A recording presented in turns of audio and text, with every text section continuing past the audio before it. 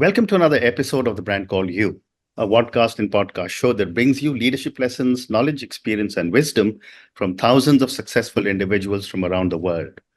I'm your host, Ashutosh Garg, and today I'm delighted to welcome an entrepreneur from India, Mr. Kausthub Kaundinya. Kausthub, welcome to the show. Thank you, Ashutosh. Kausthub is the co-founder and chief executive officer of Jarsh Safety, which is a pioneering company in the field of industrial safety solutions. He's also renowned for its development of smart wearables designed to enhance worker safety and productivity, particularly through their flagship product, the air-conditioned helmet. So, Kausthub, let's talk about Jarsh Safety. Can you tell me a little bit about the story of the founding of Jarsh and how the idea for the air-conditioned helmet came about? Absolutely. It's not only me, we are three co-founders who started this together. Me and my classmates from undergrad. Mm-hmm. And we used to travel on the bike a lot. And that's where the problem actually turned out to, I would say, make us aware that helmets are really uncomfortable to wear. But that was from a entrepreneurial point of view, from a business point of view, it was not a problem worth solving, but it was definitely a problem. Right. So we did start a company out there with an entrepreneurial spirit to develop products as a service, an R&D service company. And as we were doing that, this problem still stuck onto our mind. And one good thing that happened being a service company is that we visited a lot of factories and we firsthand saw the problems on the factory floor. And we realized that the problem exists here as well. It's much bigger. It's easier to solve. And the pain point is also, I would say, much more worse. And the decision making is centralized rather than individual purchase. So that's when we figured out, okay, the problem is bigger here. While we initially thought it came out somewhere else, the problem is here as well. And we started developing this product. It took us a good 1.5 years to 2 years to develop it. And we took advantage of the COVID lockdowns. That was the time when we developed it as well. And what were some of your challenges as you transitioned from taking this from a college project to make it a commercially successful enterprise? Oh, everything was a challenge because we knew nothing. And even now, we are kind of learning every single day. The simple logic is that most engineers think of the product as the company, but that turns out to be much different. For the company, the product really doesn't matter. What the company requires is its own functions of marketing, product development, etc., etc., etc. So over the last 1 year, we actually set up all of this. We're setting up multiple teams across multiple departments. Somebody who's responsible to churn out products, somebody who's responsible to sell them, somebody who's responsible to fund all of this, ensure the cash flow. So running a product company or starting a company versus innovating a product is a whole different ballgame. This is primarily because people and engineers get influenced by movies and think somebody creates an app or a product or some kind of a platform and then turns out a business. But that's only, the product is only step 1 out of 100 steps. That's what we have learned. Okay. And can you tell me a little bit more about the air-conditioned helmet? What was the technology behind this whole thing? And how does it enhance worker safety and productivity? See, one is safety in regards to having safety from impacts. Other safety is the intangible hazards that everyday a worker faces. That could be as simple as him or her traveling in remote areas, in a bus that's not safe, to working in conditions above 45 degrees Celsius or below minus 10 degrees Celsius. So whenever people think about safety, people always think about helmets or shoes where something is falling on the person or the person is falling down. But there are many more hazards like breathing in polluted air or skin getting rashes, etc., etc. So one such problem is definitely the problem of heat stress. And we are a solution to heat stress where people work in such extreme temperatures and hence it drops down. That's one thing for sure. The second thing is that the existing technologies for ventilation are mostly designed for homes and offices. They're not designed for factories because a typical factory floor is 100 feet wide and 50 feet high. and the solutions we have are either fixed on a wall or fixed to the ceiling. Right. Both of which are very apart from the worker who's standing in damn middle of the factory floor. And often people go towards the fan, stand in front of the fan, and the machine is somewhere else. Yeah. So you require really a portable form of a ventilation which did not exist. And that's where our innovation technology lies, where we created a portable form of an air conditioning system. And our first form factor, first product with that is the air conditioning helmet. There could be multiple products with the same technology. And this is a technology that's very different from the existing air conditioners. It doesn't have compressor, no fluids. It is light enough to be mounted on the body. It is efficient enough to be run by a battery rather than a fixed power source. Yeah. And that's how we could also patent it, because it's very new. Amazing. But tell me, Kausthub, the assumption here is that if you cool the head, it cools the whole body. And I don't know enough, but it will help to understand a little bit more. The assumption, I wouldn't say that it cools the entire body. The idea is that cooling the head is typically enough or significant enough to keep you calm. I see. And the assumption that most people have is that the body and the head operate at the same temperature. Even right now, Ashutosh, you and me are very comfortable wearing shirts, pants, and even shoes. But let's start wearing something on the head. You start sweating immediately. So biologically speaking, the head is slightly at a higher temperature than the body, especially when you're on the physical or mental state, it tends to overheat. And this is the biological pattern. But when you look at it from a very practical way, there are examples all around. Think of it, if you go jogging for 2 kilometers or you go walking in the sun, you come back and there's a fan or an air conditioner. Subconsciously, all of us direct it towards the head. Correct. But think of it, we were running with your legs. And your heart and lungs, which are in your chest cavity, are were running at higher than usual capacity. But the first thing we do is cool our head. And after the head is cooled, we don't end up cooling our legs. Correct. It automatically starts cooling. So there are certain thermal points across the body, and head is one of them. And your underarms are one of them. Your chest cavity is one of them. So you don't need to actually cool the entire body. We don't think of cooling our legs ever. So there are some thermal stress points which we have. If we cool them, it's enough for the body. And head is one major part of it, but it's not the only one. There are other pressure points as well. Well said. Great response. And, my next question is that in our country, approvals from regulatory bodies take a long time. Now, this is something which is a wearable. What were some of the challenges you faced in getting all the necessary approvals for your air-conditioned helmet? Fortunately, right now, over the last 10 years, the process has significantly improved. I wouldn't say every certification or every approval, but at least the basic ones. Even right now, we are suffering to get one approval for explosion proof. And the process is very, very lethargic, very lengthy. And it's not about being lethargic or lengthy. The clarity of the processes doesn't exist. That said, so whatever basic regulations we got were not very tough. But that said, if you would like some modifications to the existing regulations based on your innovation, that's going to take 3 to 5 years. Right. And that's where we are quite behind. Whereas a few rules and few regulations in Europe and North America, they're much more flexible. Whereas here, any change takes a lot of time. So I think it's one step ahead that we have gone. It's progressing. Earlier, as you said, it was taking the regulation itself was tough. Now that has become easy. Hopefully over time, even changes required will also become easier. Fascinating. Thank you. So, we've spoken about the air-conditioned helmet, but Jarsh Safety is about many more wearables and things. So now tell me a little bit more about the role of smart wearables evolving in the industrial safety sector over the next few years.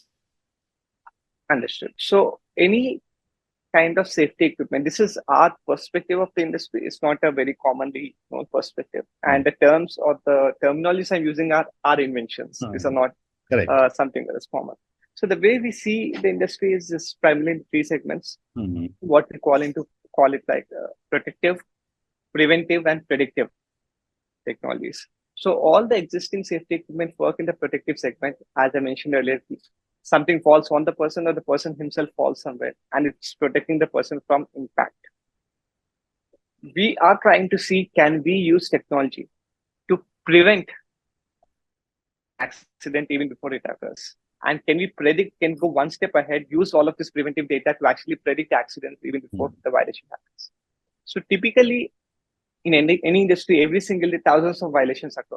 A violation could be as simple as a truck that was supposed to move at 20 km, which is moving at 35 kmph, and couldn't brake fast enough when the emergency came in. Yeah. Or a person who's supposed to wear a helmet is not wearing a helmet, or a person who's supposed to not go on the green land is going there. So all of these 1,000 violations may or may not lead to an accident, and accident may or may not lead to an injury or death. Today, it's all post-mortem. The company knows of the fact post-mortem after the accident or injury occurs, and if it is reported. Many times the injuries are small enough, they're not even reported. Right. And then you try to track it back on where the accident violation was.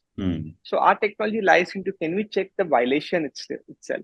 Can we tag every violation such that we know how many violations are occurring? And if you end up reducing the 1,000 violations per day into say 100, the accident rate is also going to fall automatically. And hence the need for protective solutions is going to drop back.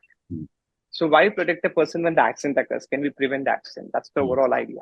And one such product is definitely the AC helmet, also, which falls into this category, because heat stress leads to accidents. Heat stress is a violation by policy and by the person as well.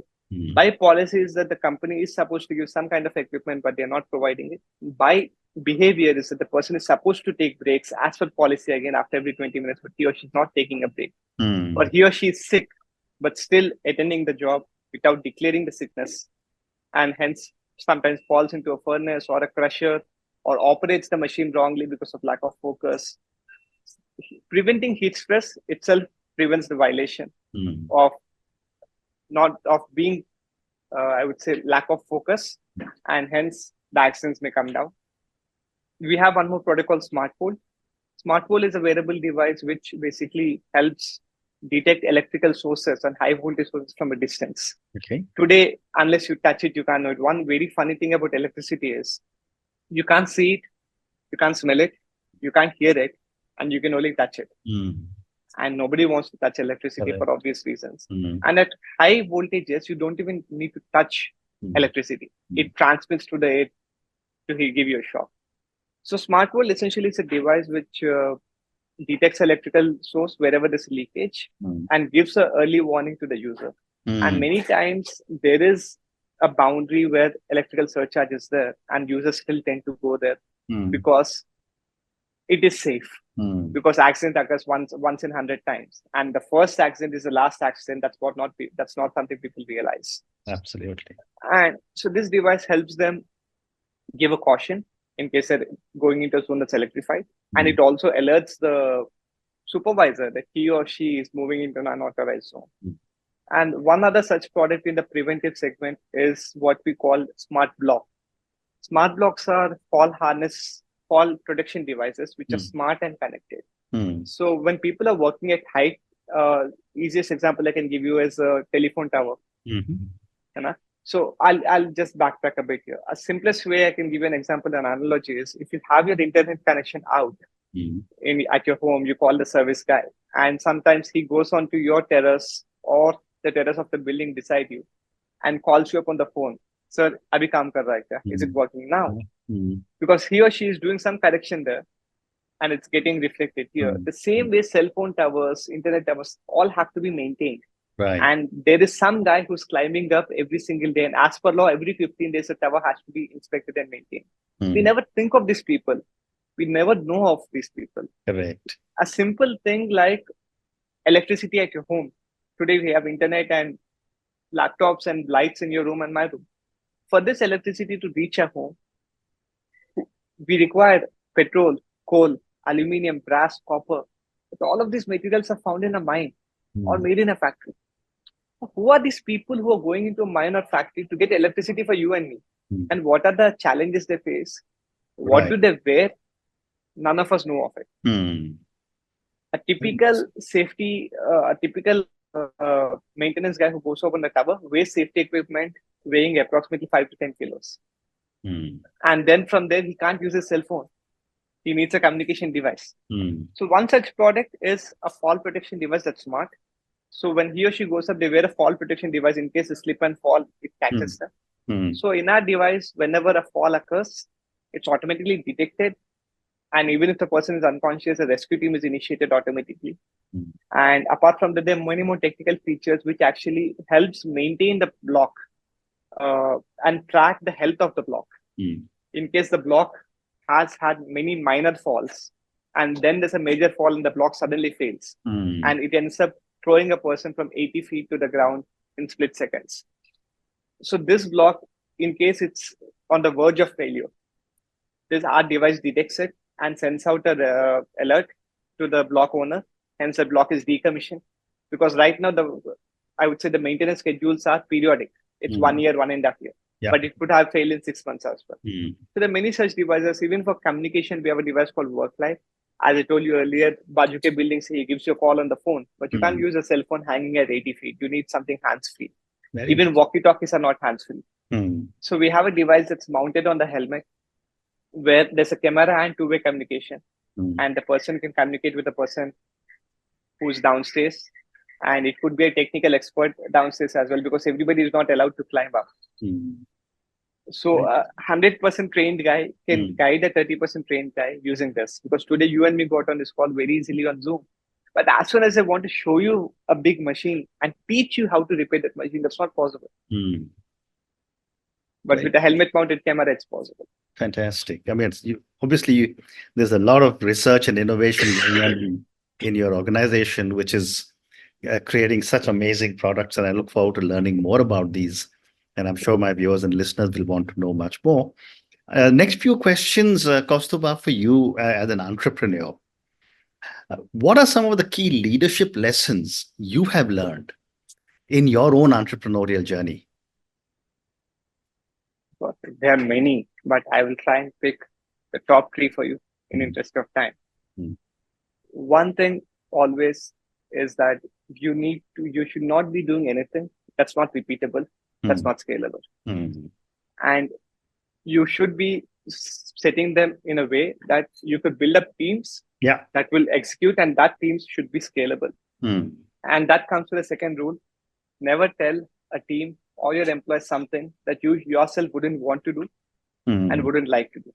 That's very unfair on your part and to them as well. And even for the business, because that's a temporary arrangement that you're doing. Correct. It's just sooner or later that the person is going to realize that this is not something I'm liking to do and I'm just forcefully doing it. Correct. And that's not going to be scalable. And the third thing is never be scared of sharing your ideas to anyone.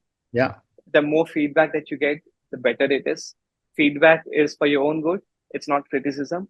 And everybody doesn't have the best way to give you the feedback. Sometimes people give it in form of criticism. Sometimes people give it in form of constructive feedback. But you should have the thick skin to take it as constructive, no matter how the feedback is coming in. These are the 3 things. And always build teams that operate autonomously. Give them responsibility, but give them the authority also. One major lesson I've learned is that responsibility with authority is meaningless and vice versa. Very well said. Well said. So I have time for 2 more questions for you. Yes. How do you foster a culture of innovation and creativity within your company? One simple thing is that create a flat organization.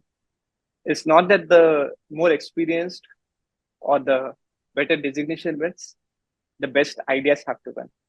If the best ideas don't win, again, the organization is not scalable until the founders are very involved in every decision, which is not possible at scale. It's not going to happen. So the best ideas have to win. As I mentioned earlier, with responsibility comes authority. And everybody has to have the freedom and authority to explore, I would say, explain their ideas, present their ideas, showcase it, and let the best ideas win. Some basic things like even this review meeting, be the last one to speak, because sometimes your voice carries a weight and you don't want others' opinions to be swayed by it.